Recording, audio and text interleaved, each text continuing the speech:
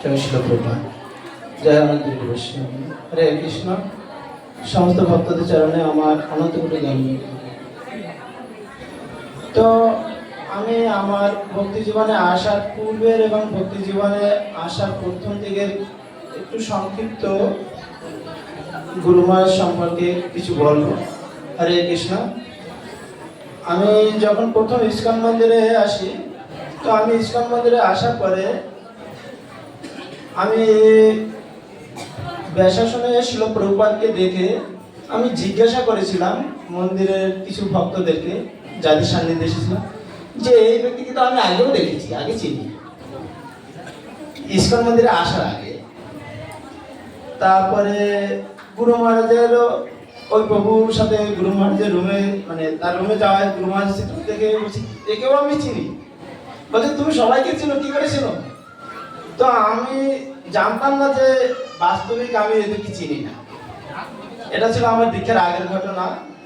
এটা ছিল 14 সাল 2014 সালে আমি প্রথম ইস্কন মন্দিরে যোগদান করি।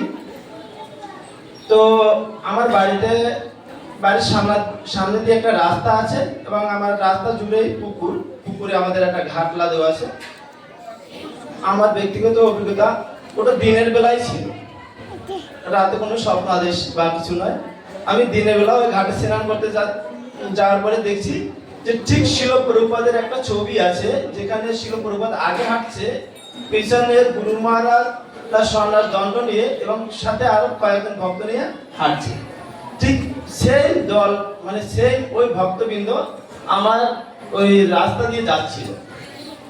আর ঠিক তার কয়েকদিন পরেই, তার আগে আমি ইস্কন জানতাম না বা অন্য কিছু জানতাম না, যদিও আমি ছোটবেলা থেকে আমি সাহায্য করতে পারতাম না, তাই আমি ছোটবেলা থেকে শুধু এক প্রকার সিদ্ধ এবং দুধ খেয়ে বড় হয়েছি, শুধু দুধের শক্তিতেই বেঁচে আছিলাম বলা যায়। তো যখন আমি প্রথমে দুর্গাপূজায় গিয়েছি, দুর্গাপূজায় একদিন এক ভক্তের সাথে দেখা হয়, ওই ভক্তকে নিয়ে মন্দিরে যাই, আর মন্দিরে গিয়ে এইসব কথা হয় এবং ওই দিন থেকে আমি সরাসরি মন্দির বসি। এবং প্রথম দিন থেকে গুরুদেবের কৃপায় আমি ষোলমালা জপ শুরু করেছি। তো ওই ছবিটা ঠিক তার কিছুদিন পরে ওই মন্দিরে এক ভক্ত আমাকে দেখিয়েছিল। তো আমি বলছি এই ভক্তরাই সবাই ছিল। এটা ছিল আমার প্রথম অভিজ্ঞতা। তার পরবর্তীতে আমি যখন গুরুদেবের কৃপায়, বৈষ্ণবদের কৃপায়, আশীর্বাদে ওই থেকে মন্দিরে থেকে গেলাম, প্রভুরা আমাকে মন্দিরে রাখলো না। কিছুদিন পরে আমার যেহেতু ফাইনাল এক্সাম ছিল, বলছে তুমি যদি পরীক্ষা না দাও তোমাকে রাখা হবে না মন্দিরে। আমাকে পরীক্ষা না দিলে রাখবে না।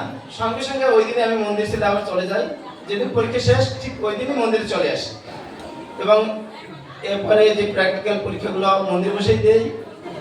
ঠিক 11 মাস যখন মন্দির বয়স তখন আমার হরিনাম দীক্ষা হয়। কিন্তু হরিনাম দীক্ষার দিনে আর একটা ঘটনা ঘটে, সেটা হলো যে আমাদের 800 ভক্ত ওই দিন দীক্ষা হয়েছিল। তার ভিতরে আমাকে গুরু মহারাজ ওই দিন সরাসরি গেরু কাপড় ওই দীক্ষার দিনেই দেয়। প্রথমে জপমালা দেয় এক হাতে, তারপরে গেরু বসন দেয়। তো ওই দিন বলা ছিল যে কেউ গুরু মহারাজের চরণ স্পর্শ করে দণ্ডবত প্রণাম করবে না এখানে।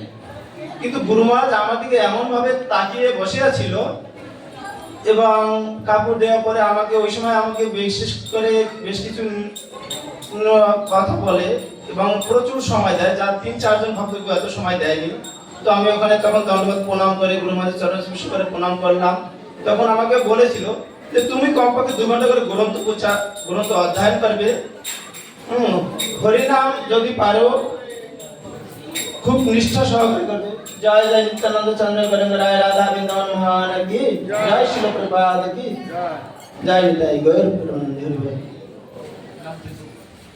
তো আমাকে ওই সময় আরো বেশ কিছু এরকম হরিনাম জয় করার জন্য এবং গ্রন্থ অধ্যয়নের জন্য এবং প্রচারের জন্য বলছিল যে তুমি আমাকে প্রচারে সাহায্য করবে। তো অনেকটা সময় দিয়েছিল। তো আমি গুরু মহারাজের এই সকল নির্দেশ কোনোটাই যথার্থভাবে পালন করতে পারছি না। তো পরবর্তীতে গুরুদেবের কৃপায় আরো অনেকবার গুরুদেবের সাক্ষাৎ হয়, চরণ স্পর্শ করে প্রণাম করা বা গুরুদেবের সরাসরি। তো আমাকে কৃপা আশীর্বাদ করবেন যেন গুরু মহারাজের যে কমপক্ষে ছোট যে কিছু নির্দেশনা সেগুলো যেন আমি যথাযথভাবে পালন করতে পারি হরে কৃষ্ণ। তো সকলে আমাকে কৃপা আশীর্বাদ করবেন। জয় শিল প্রভুপাদ, জয় গুরু মহারাজ। হরে কৃষ্ণ।